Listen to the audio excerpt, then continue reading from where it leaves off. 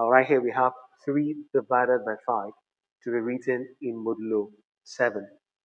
Now this can be quite puzzling, but it's very very simple. So we talk about 3 divided by 5. What's it going to be?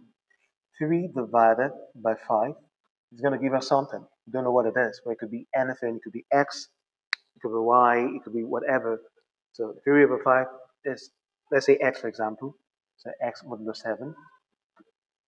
So if 3 over 5 will give us x, then we could cross multiply this. So that'll be 3 times 1 is 3, 5 times x is 5x. So that's going to be 5x equals to 3. That's modulo 7. So right here we have 5x equal to 3 modulo 7. Don't forget, we're talking about 3 divided by 5, and x is the result is going to be. So 3 divided by 5 is going to be what modulo 7.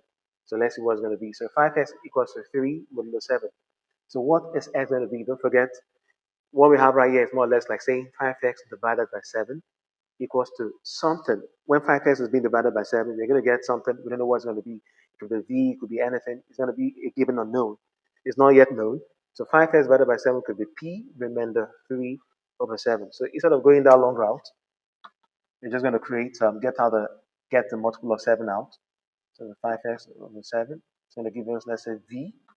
There's a remainder 3 over 7. So this remainder here, b remainder 3 over 7. So that's going to be 5x over 7 equals to 7 times v is 7v plus 3.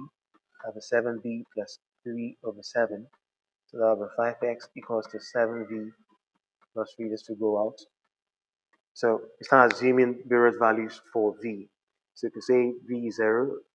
So more or less like multiples of 7. So it's all going down this route. Just since you're talking about the positive result, this 3 here is positive. It's not negative. You have to really watch out for what this is. If this is negative, then we're going to create this multiplication table that is the multiple of 7. We're going to go down the negative axis. But since this is positive, we're going to go up the positive axis. So let's create a 7 times table. So that'll be 7 times 0, give us 0.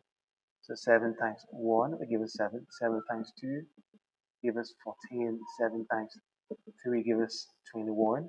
7 times 4 will give us 28, and so on and so forth. 7 times 5 is 35, and so on. So we're going to take each of those results, we're going to take them and add them to this very theory here for us to get x. More or less like what we have here. All this bunch of results are likely results, more or less like the v here. All these are more or less like v. 0, 1, 2, 3, 4.